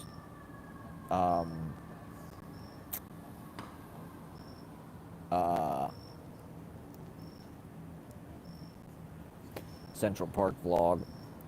And that one was another mega vlog. I mean, I should really go back and re-edit these because I do include like the entirety of the KGB performances. And I don't know, just like being in that room and putting viewers in that room for that much time, in a 3.5 hour long video is like, it kind of disrupts the flow, to be honest. Like, I do want to release edited versions where I like edit clips, rather than include like, I'm just, well, part of it is archival. I just want those performances to exist in the timeline, and they do tell the story. That's the thing. That's really the point of including all of it. If I was more serious about my vlog, I would edit it more. I could make it so it'd be very watchable and enjoyable for people, but I kind of like having it, okay, well, this is something, what it means to be avant-garde. That was part of my Gilgamesh talk that I never really got to. And like, these vlogs, I know this sounds insane, but like they're not really meant to be like commercial product where they're immediately going to be likable and every single second is like some kind of like emotional high. It's like they are meant to be slow, long, deliberate. There's deep themes that kind of take time to develop and kind of weave throughout it. And the story is told subtly through the poetry performances. Like the things that you see are very incidental and kind of just, vague. Or, I don't know, you really have to be watching closely to follow the threads, but it happens organically. It's almost just like filming animals or birds. That's something I've been thinking about recently. When you're on a train, it's like seeing all the people on the train. It's like, how is this any different than just a bunch of birds, like on a beach or something? Like this is just like a bunch of birds that built a fucking train that can carry them around, and like we're just a bunch of fucking animals. So I'm filming a couple animals walking down the street or whatever, and you see people come in and out of the story. I don't know. In a certain way, maybe I take such a far back view and there's so much material that it's hard to see the story, because it's just like, I mean, who could watch all that? Like if you went back to November or October and started watching from there, that would be like how long of a fucking movie? It'd be hours and hours, 20 hours or something. It's like, is that too slow? All right, I'm on 20% power. Fuck. Is that so slow that just like, you wouldn't even be able to tell what the fuck anything is? I don't know. Part of it is just these vlogs are like time capsules. It's just like, I'm just going to put as much into this fucking time capsule as possible and send it into the future, and we'll see how it ages. I don't know. I'd love for people to become obsessed with the Matt Proctor fictional universe, creative universe, like Viewness universe, And there should just be message boards like Weezer. You know, there should be a scenes from a life Discord server, the Easy Paradise Discord server. You know, see shit like that. I want to work into the show more. Having a brand that people know about, and you know, me being sort of like host mascot Pee Wee of the clubhouse. You know, I can sort of create these kind of running gags. You know, the Easy Paradise Summer School, right? People will play along with the scenario in a way that's really fun and makes it come to life and makes it something more than just like, oh, we're gonna go all to just do this fucking open mic again at the same fucking place. It's like, oh no, it's summer school, man. We're surfing, dude. He's his teacher, and like, we're like fucking woodshedding. You know what I mean? This is woodshedding, dude. That's what open mics are, you know? That's what this is, really. Talking extemporaneously, notebooks, that's all woodshedding. What does it add up to? I don't know. I never really honed it into anything, you know, small and crafted that's like a product. Me, it's like, I don't know, I got more interested in the kind of lazy, easy side of things, and the undisciplined side of things, and like the human side of things. I don't know, just wanting to show all of it and not being so much of an intermediary, not editing, cutting in camera, right? That's what I do on my show. I only film the best parts. And so it's edited already. I don't have to edit anything, really. I cut very little. I load my camera roll into a timeline and I edit a little bit. Little ends I snip off here and there, you know. Maybe if I'm looking at myself in the camera or something, I might cut that out. Or, you know, if the camera falls while I'm trying to press the button or something. Not always the most interesting thing to see. You know, not every shot should start and stop with that, you know. So I cut that kind of stuff out. But I need to film more conversations, you know, like there's not enough scenes, there's not enough dialogue. I have a lot of great dialogue with a lot of people, and like there's so many characters that I know. You know, I want my show to be this living catalog of all these artists and all this community of people that I am, you know, one of the community members of, you know. This is my university, Easy Paradise University. It is like teaching a class every week and getting to be the kind of entertainment professor.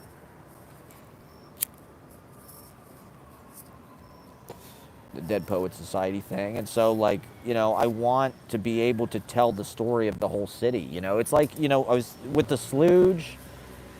It got hard because I lived in that house and it felt like the house was my body or something. And it felt like all these people, like, I suddenly had all these relationships that were just like right outside my door. And I had this very tiny room, right? So it was just, now it's kind of the same way, except like the whole city is my body. You know, it's like everywhere I go, I run into people from the open mic or from other open mics, artists, people that are out here actually doing it, you know, the real culture, the real live performance culture, the modern day vaudevillians, the modern day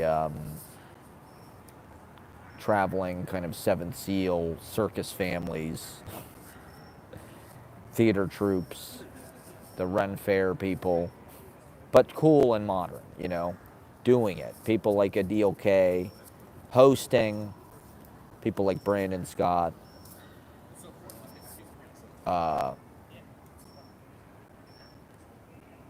you know, Neil Ryan Walsh.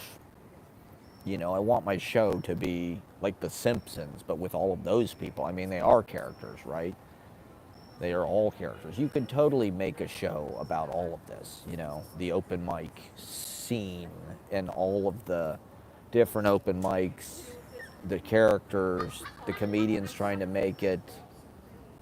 You know, I don't know, do the talented people get snapped up real fast? Anybody with real talent, do they just go straight through? Or we just, you know, well, I think that's part of it, is like, it's great to have a life as a performer, no matter your ability or supposed ability or level of fame or notoriety or anything, you know, like getting up on stage and, giving the gift of something you worked on or an idea you had or sharing your light, that's all you can do. It's all, and it has a centripetal effect. It's like you're knocking dominoes down. It's like pool balls. You shoot your cue ball out there and bam, bam, bam, bam, bam. You just break them all. They go all everywhere. That's what doing an open mic is like. I'd like to have fucking a professional career and be able to sell shitloads of tickets and travel everywhere. That's my ultimate goal, but I mean, we are just rocking as hard as we can in New York City. I mean, it felt like when I left last night, it felt like we are probably the only thing even happening in this neighborhood. That Red Room is the only thing that's even going on, which is a sad state. I guess things are online. People just work too hard. They work so hard they have to go to sleep early to be at work tomorrow morning. Like, I can't stop partying, baby. 17 days in a row, you got to be at every show. You got to be at every, handing out chapbooks, performing, having other people see you, seeing other people. Elizabeth Street Garden is a great place to meet other poets because it pulls in McNally Jackson. That McNally Jackson thing just pulls in people from all over the world who are good. And so I met this very interesting poet, Jason and Allie, on Sunday, and Ari Gold. They were fellow pirates, outriders. He went to Naropa. He had these Mimeo books that Ambrose Bierce gave him to him, which is kind of crazy.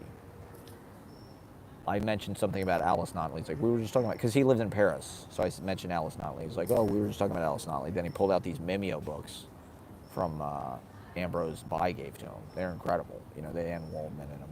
They were just Mimeo. They look like the old United Artists stuff. So we were kindred, He came out to the open mic last night and shredded super hard. He played with Sing Ya. So it was special. I mean, this is what I mean when I need to be out there meeting people. I need to be out at events. This is like, I'm a politician. I'm shaking hands, I'm networking. And reading too. I think I've been so associated with and caught in that corner room for since April or so. Even though I've been out doing other stuff, I've still been kind of disconnected from the scene in a way. I'm always like some kind of weird floater that kind of shows up that's like some person from the past or something, like Truman's dad from the Truman Show. Like, what the fuck? What's he doing here? We thought he was dead. I thought he was up in that fucking Red Room with Ashley. Talking about Weezer. Oh no, he's here. He's going to talk about Weezer. Great. He's going to do some of his Weezer material. It's clearly self-propaganda for his Rivers Cuomo look-alikeness.